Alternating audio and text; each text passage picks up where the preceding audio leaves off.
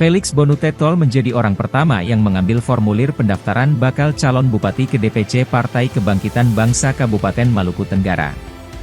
Mantan Kepala Dinas Pertanian Malra tersebut, datang ke kantor DPC PKB didampingi sejumlah tim, Senin 22 April 2024. Pantauan tribunambon.com, FBT tiba di kantor DPC PKB tepat pukul 10.34 WIB dengan berjalan kaki dan langsung diterima Sekretaris Tim Des Barnabas Renjaan.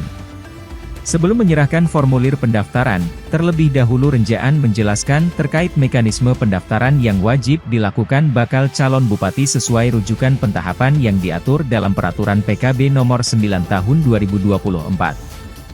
Dijelaskan, sesuai rujukan yang dilakukan oleh tim Des Pilkada Malra merujuk ke Peraturan PKB Nomor 9 Tahun 2024, yang menyatakan deskrip data merupakan unit kerja yang terstruktur dilakukan oleh DPP, DPW hingga ke DPC. Sebelum menerima formulir, lanjutnya terlebih dahulu dibacakan fakta integritas yang nantinya dapat dipertimbangkan oleh Balon Bupati Malra.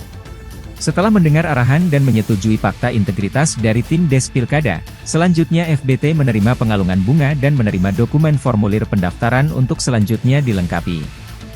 Menurutnya, sejahtera diartikan sebagai suatu kondisi yang aman, sentosa dan makmur tanpa ada rasa curiga. Untuk diketahui, tim Des Pilkada DPC PKB Malra membuka proses pengambilan dan pengembalian formulir yakni sejak tanggal 22-27 April 2024.